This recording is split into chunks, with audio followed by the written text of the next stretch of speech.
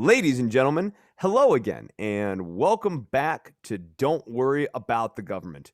My name is Chris Novembrino. Joining me on the show today is, oh shoot, before I get started, I have to actually roll the audio on my Logic thing. So I'm going to have to crib this out. It's all right. It's all right. Nice. Botching the intro. All right. All right. Fix it. We'll fix it in post, people. We'll fix it in post. All right. Here we go. Here we go. Ladies and gentlemen, hello again, and welcome back to Don't Worry About the Government. My name is Chris Novembrino. Joining me on the show today is Dr. Doug. Hello, Dr. Doug. Hello, how we doing? Doing well. And William West. Hi, William. How are you? I'm good. How are y'all doing? Good. Anything new or exciting happening for you since I talked to you 5 days ago? Not really. I mean, I have more experience now in the in-person rollback, so I was kind of glad to get 4 more days. You know what I mean? But that's kind of it. I mean, it's really just been that pretty much.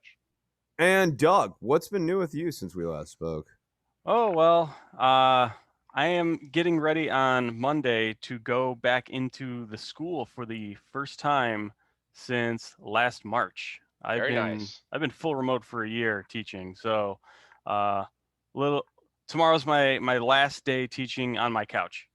And you are now, I believe, the second panelist on Don't Worry About the Government to be fully vaccinated. Congratulations on that. Thank you. I get mine tomorrow.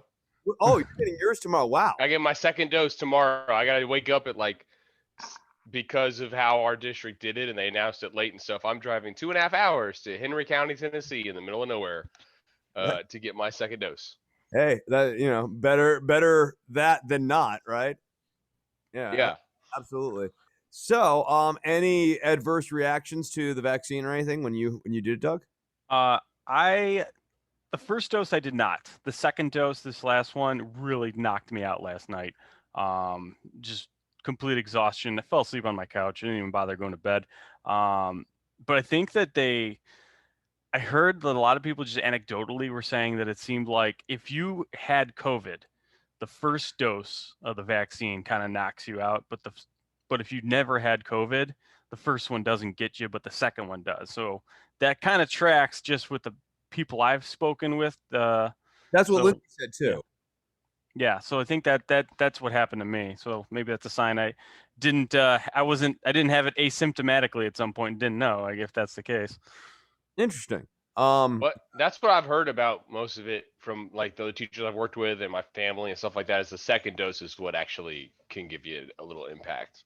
Yeah, no, and that's what I got from Lindsay. I think I'm going to get ready a batch of special brownies for when I do batch number 2. Well, because everyone has told me you're basically useless anyway. You're gonna sleep anyway, right? So yeah. Useless when I could be high and useless. That's exactly right. That's called higher level thinking. That's what this show brings you.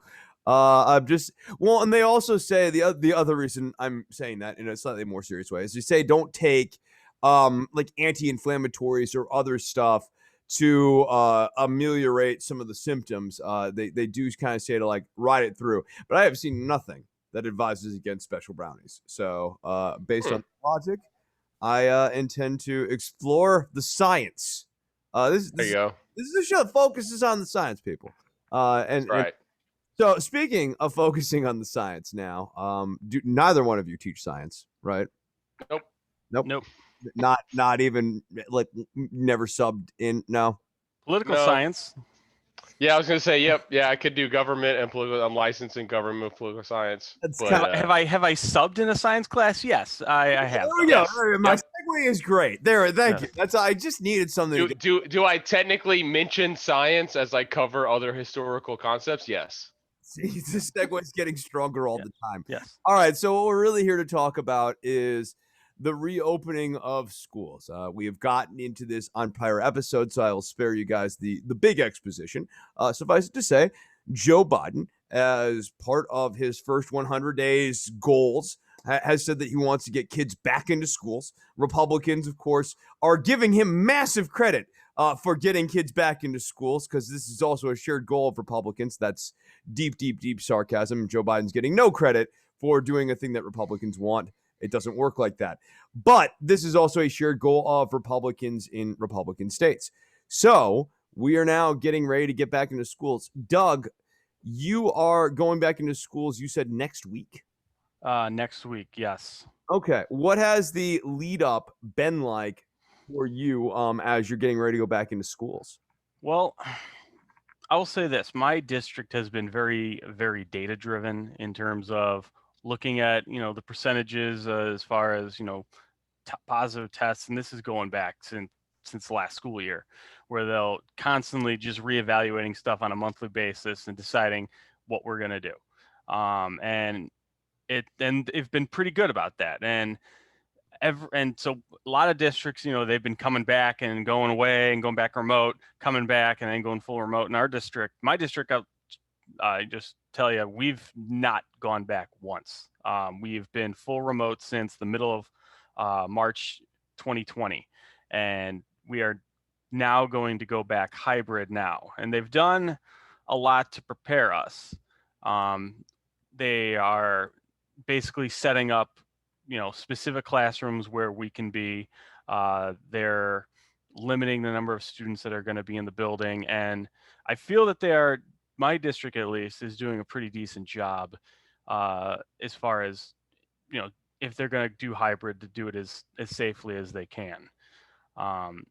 And just to give, I don't know, getting too far into the weeds with it, but basically the way my district is doing it is Mondays and Fridays are still going to be full remote, but Tuesday, Wednesday, Thursday, 1/3 of the kids will come each day. So, I'll get a third on Tuesday, third on Wednesday, third on Thursday. So the kids are only going to be in the building 1 day a week.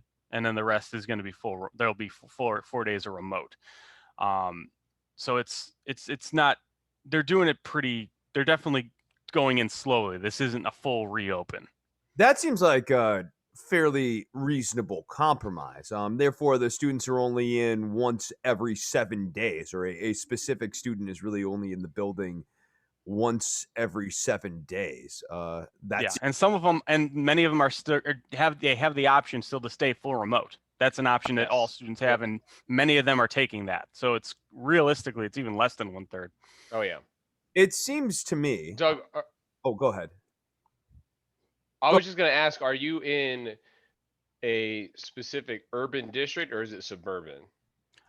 It depends. I'm in Joliet, Illinois. If anyone's seen the Blues Brothers, with Joliet Jake. That's basically what I know about Joliet. Yeah, with the prison scene. Basically, Joliet it's basically its own little urban area. It's definitely a city. It's an urban district for sure.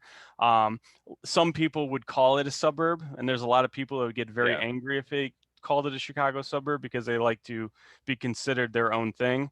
I just moved there in 2010 when I started working there, so I really have no investment in it. But it's definitely a more it's a densely populated urban area. I mean, it's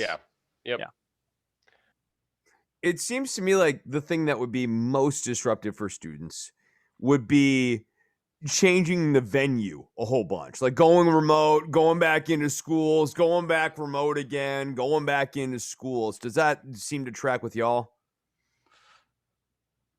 Well, I would agree with that. I was gonna say the one big difference between my experience and what it sounds like Doug's is going to be is we staggered it a little bit in my district. I'm in Nashville, Tennessee, and like he was saying, our district has done a great job being data driven, where it's like if there's X number of cases, we're doing this. If there's Y number of cases, we're doing something different, right? And starting with certain groups. So starting with students who need a little more assistance in different things based on different abilities or disabilities they might have. And then starting with maybe 5th grade before the entire middle school, right? And 9th grade before the entire high school, because they're new to the school in a way. But the difference, I guess, would be is that we're all in. So like now that we've opened up our middle school and high schools, we have full enrollment. Now we still have one class that's virtual, so it greatly reduces the number of students. Having a full slot of kids who choose to stay virtual has significantly reduced our number of students. My class sizes right now are like 17 and 18, which is unbelievable. That's like a dream. Um, so that's it. That's like kind of the one difference in a way. But it does sound sort of similar to what he's going to be going through. Yeah, So, and we have a number of students in our school that are a lot of students with disabilities who have IEPs or Yeah. 504 plans that need to be who have certain that they have brought some of them back into the building earlier, and that's been throughout late 2020, early in the fall they were starting that. So that's something that has been going on, Yeah. and it's just and is really doable because I mean, yeah. these you're talking about schools meant for hundreds of people. Right. Is it possible to bring in 20 to 30 people safely into a building designed for 1,000 people? I would say so. Probably yes. Mhm. Yeah. Yeah, and I mean I have a big I have a big school. I think our total population is probably around 3,400 for the high school, and Yeah. so it's like that's something where they can't bring 3,400 people into this building in the middle of this realistically. So I think they're doing as well as they can with this, and then I think I think they understand they can't do that. But I mean, we also have a lot of students who are very they want to just stay remote for Yeah. various reasons. I think in high school I could see that as well. Like high school kids are a little more independent to some degree, and there might be a larger group of kids who are like, "You know what? I'm good. I'm just going to rate out the rest of the year.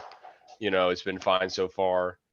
30 just to give some people some context, 3,400. That's a very large school That's big. in Yeah, in a lot of I had districts. 2,000. And Yeah, that I was gonna say some of the bigger ones in Nashville are around 3K.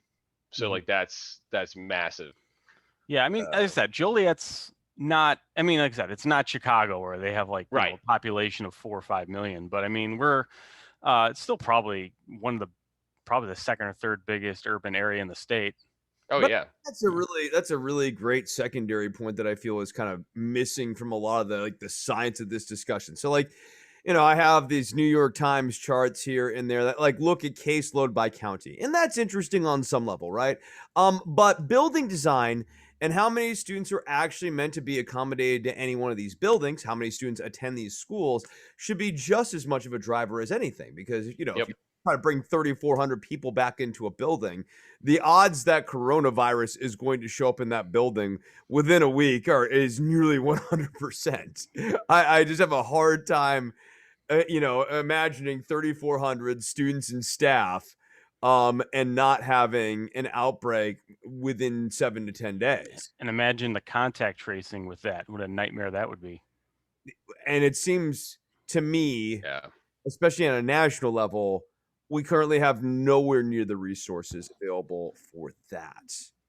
So that's a big concern for me. I wanted to ask more of I guess a practical question first.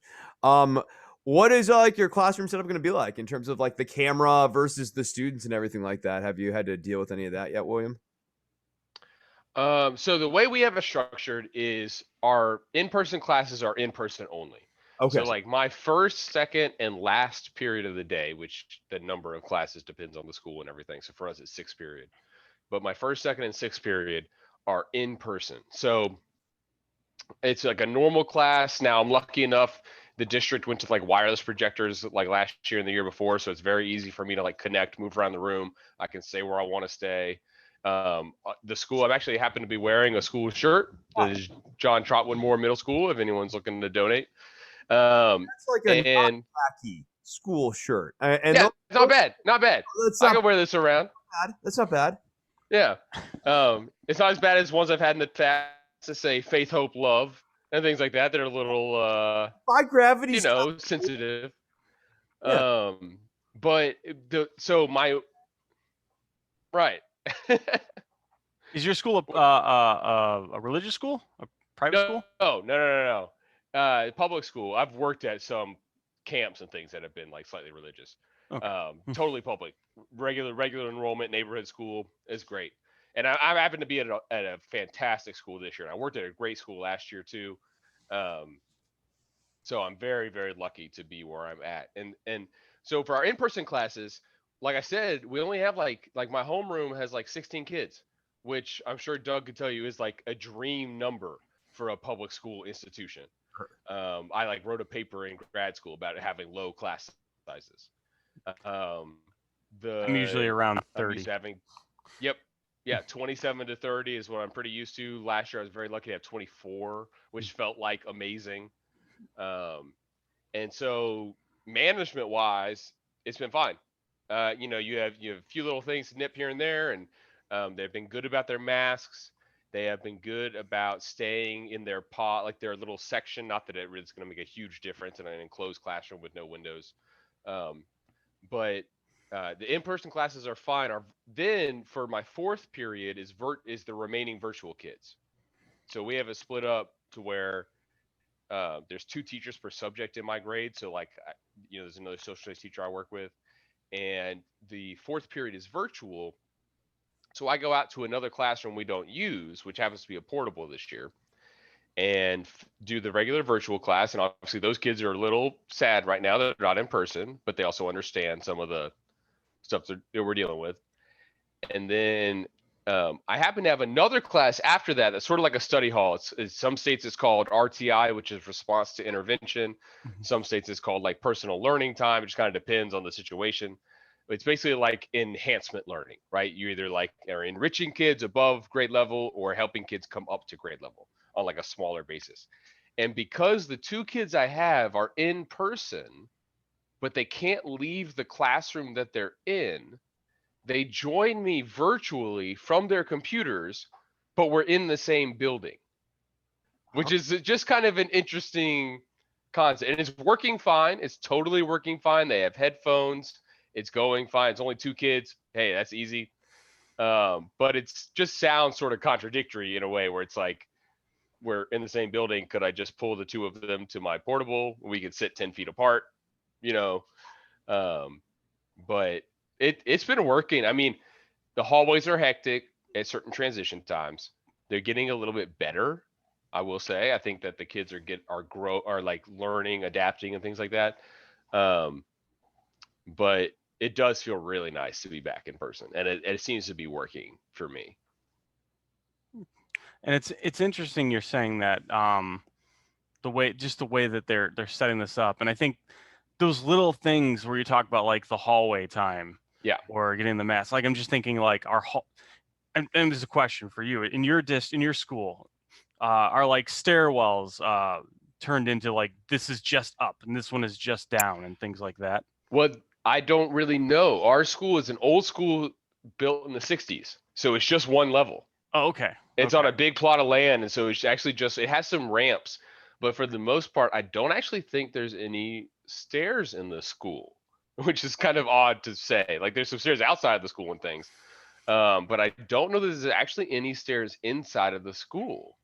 That's a really good point to bring up, though. Like we have a school downtown in Nashville that's an old sort of skyscraper style building, right? It's not really a skyscraper, but just like an old vertical building. Yeah. But they might be doing it that way, where one stairwell is up only and one stairwell is down only. But the kids do not transition. You still have to worry about it, right? Like, yeah, I mean, so I'm the only one moving during the day. The kids stay in their room.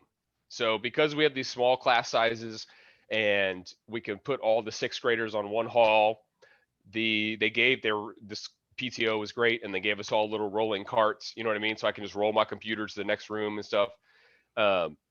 And the teachers are the ones moving, and the kids are staying still like they were in elementary school, essentially, which by the end of the day might lead to a few little behavior things here and there, but I can understand that, at 12 years old, sitting in the same seat all day, every day. Infinitely safer way of actually handling the traffic situation than having students move around from period to period. It makes way more sense going back to Doug's concern about contact tracing.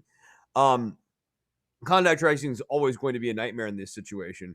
But if students are staying essentially clustered all day, yes, it does make it more likely that like if one of them has it, all of them are going to get it. That's a risk that like unfortunately is kind of unbreakable, it seems. Right. But it does seem to me like it's probably safer to just have one teacher leaving and entering the room, and the during those passing periods, you have 30 people walking through hallways designed for hundreds of people versus hundreds of people walking through those same hallways. Oh yeah, and the we have them like I do this already in middle school. As a middle school teacher, I have assigned seats, but like even if you didn't have assigned seats, now you do, right? Because Sure. like that way, if Jimmy gets sick over on the side, we know exactly who's sitting next to Jimmy. And even at lunchtime, they're a little more freedom at lunchtime, but they're assigned by class to different tables. So they've marked off like every other seat. So like you technically aren't sitting exactly next to someone. Not that it's at 6 feet, but it's more than nothing. And they're at least assigned by group. So like if the nurse has to call them in and say, who were you sitting next to at lunch? Right? Where there's teachers in the lunchroom and other people who, and the students as well, who have an idea of who was sitting next to me. It can only be so many kids from this class. And then we can look at who they were sitting next to in the classroom itself to see who they might have exposed or been exposed to. See, now this is it's interesting because the way your school is doing it is definitely different from mine.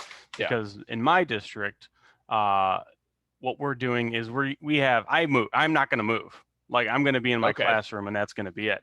But since my students are so staggered in the amount that they come, where, you talked about, William talked about, having 17 in a class being a dream.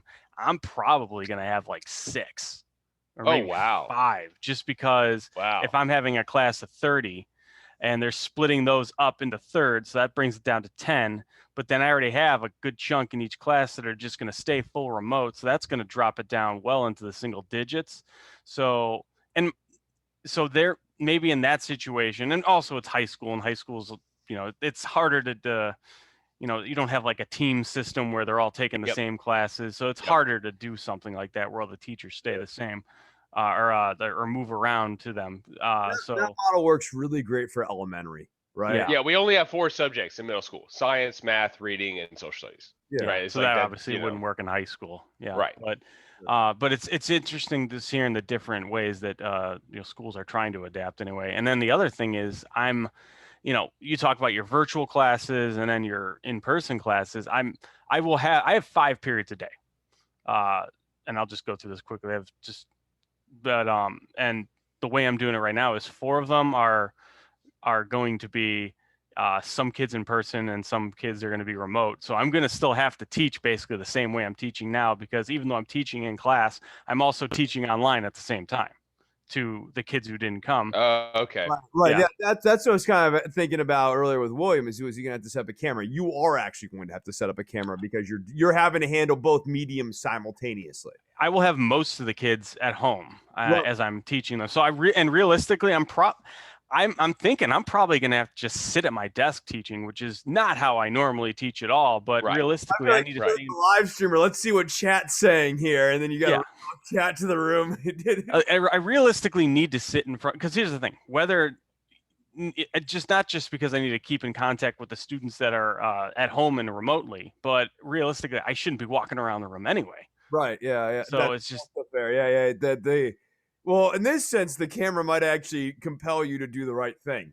It might be actually created like aligning the incentive structure so that you're like, oh yeah, I gotta make sure I don't actually like try to like walk and be like, it's so great to see you again. It's great to be in person as your proctor. And the one thing that we are doing, which I thought was really cool or really smart, is as far as cleaning after each classroom, we're putting it on the students that come in to clean it, because the mindset is that the ones who come in are going to be they're going to clean the desk a little bit better that they're about to sit in, as opposed to cleaning the desk that they're leaving. Yeah, no, it's the same rule. I'd agree with that. Yeah. Bathrooms, when I used to have to use the bathrooms in elementary school. If you guys want to see part 2 of this episode, you'll just click the corresponding YouTube link. For those of you who are listening, you won't even hear this part, so I'm just saying it out loud for words. But go to patreon.com/DWATG or subscribe to the show on don'tworry.tv or on iTunes